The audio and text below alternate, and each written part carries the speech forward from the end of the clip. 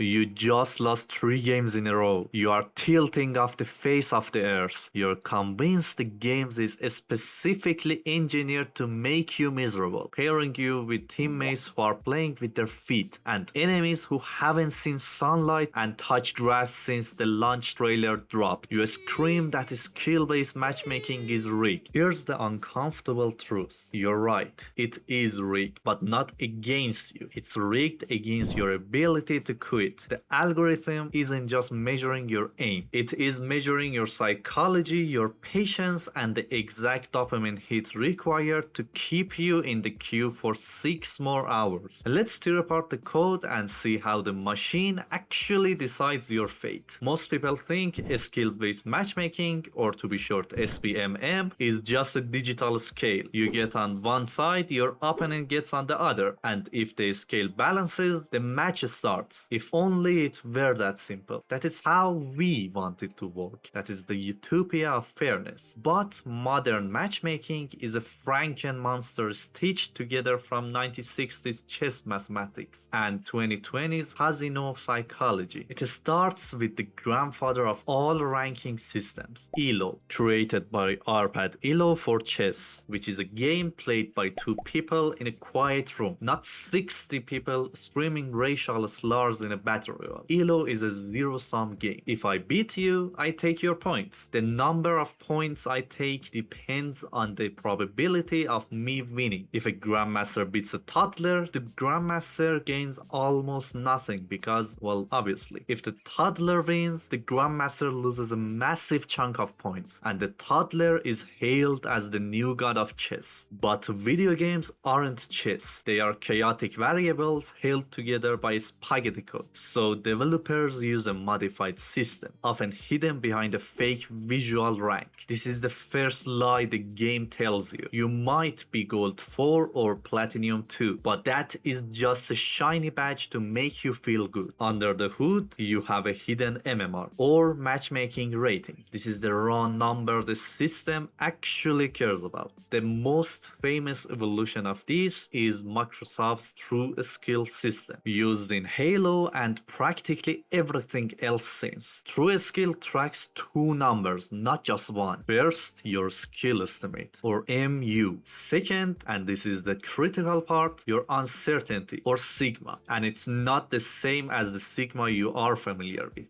Think of our certainty as the algorithm's trust issue. When you buy a new game, your uncertainty is massive. The algorithm has no idea if you are a literal pro player on a bridge account or someone whose cat is walking across the keyboard. Because the uncertainty is high, your MMR swings widely. You win one game, you're a genius. Welcome to the top 10%. You lose the next, you're garbage. Go play in the mud. As you play more, the system gets more data. The uncertainty shrinks. The algorithm goes, okay, I know exactly how good this guy is. He is mediocre. He belongs in the middle. Once your sigma value drops, it becomes incredibly hard to rank up. This is what you call ELO Hell. It's not the game hates you. It's that the game is mathematically confident that you have peaked. The only way to break out is to perform consistently better than the system predicts over a long period. Essentially, gaslighting the mass into believing it made a mistake. But here's where the mass falls apart. Team balancing. In a 1v1, MMR works great. In a 5v5 or 6v6, it is a nightmare. The system tries to average the MMR of Team A to equal Team B. Sounds fair, right?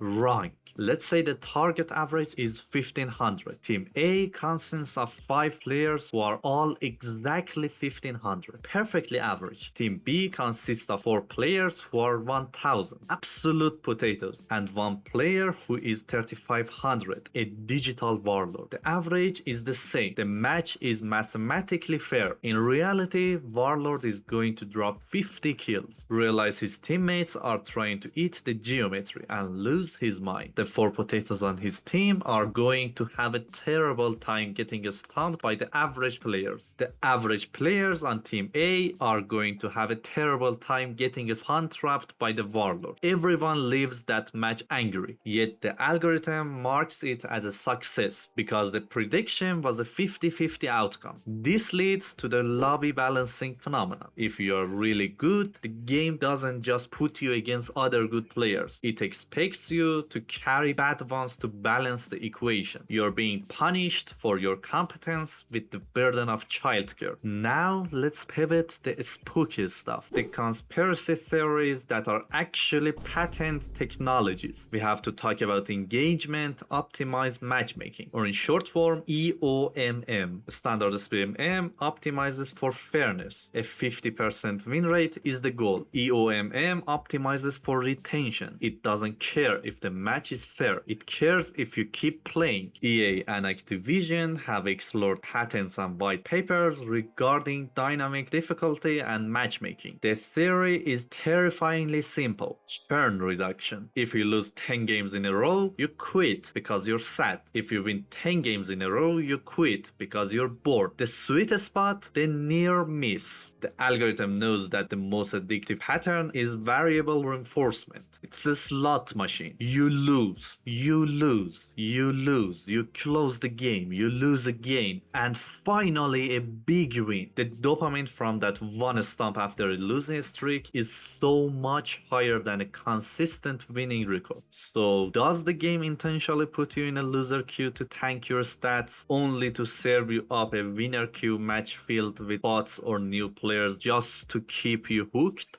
Developers vehemently deny this. They swear on their source code that they prioritize connection quality and skill. And to be fair, implementing a system that perfectly manipulates human psychology in real time across millions of players without breaking the server is ambitious. Most game servers struggle to register a headshot. Expecting them to play 4D chess with your serotonin receptors is giving them a lot of credit. However, the incentives are there. If the data shows that players who get stumped immediately after buying a cosmetic skin play 20% less, guess what the algorithm might learn to avoid? It's not necessarily a guy in a dark room pulling levers. It's a machine learning optimizing for the metric time play. If the AI learns that giving you an easy win makes you buy more loot boxes, you're going to get that easy win. Let's look at what the system can't measure, because this is where the cracks show. It cannot measure communication. Two teams with identical MMR. Team A is 5 solo players using pings. Team B is a pre-made stack on Discord executing Navy SEAL tactics. Team B wipes the floor with Team A. The algorithm sees this as an upset. We see it as obvious. It cannot measure the smurf. Well, it tries. Modern systems use smurf detection variables that go beyond wins and losses. They look at APM, headshot percentage, and even settings changes. A brand new account that immediately changes sensitivity to a specific value, unbinds toggle crouch, and hits 40% accuracy in the first match, the system flags that instantly. This is why if you make a new account to stomp noobs, you usually end up in a smurf queue, a hell dimension where everyone is pretending to be a level 1 rookie, but playing like it is the grand finals. Also, it cannot measure your physical state. It assumes you are a constant variable. It doesn't know you're tired, drunk, or playing on a laptop touchpad because your mouse broke. It assumes you today are the same as you yesterday. When you play bad because you are distracted, your MMR drops. The next day, you play focused, and you are now underranked, accidentally becoming a smurf in your own bracket. And most importantly, it cannot measure fun. Sometimes you just want to mess around with your friends, run meme loadouts, or play at 3 AM drunk. SBMM doesn't care. It will punish you for it. So is SBMM broken? No, It is doing exactly what it was designed to do. We just hate what it was designed to do. We say we want fair matches, but what we usually mean is I want to stomp people without having to try too hard. We want the randomness of 2009 Call of Duty lobbies, where you could be a god. But today, with everyone watching tutorials, maximizing meta loadouts, and sweating like their family's survival depends on their KD ratio, the average skill floor has raised.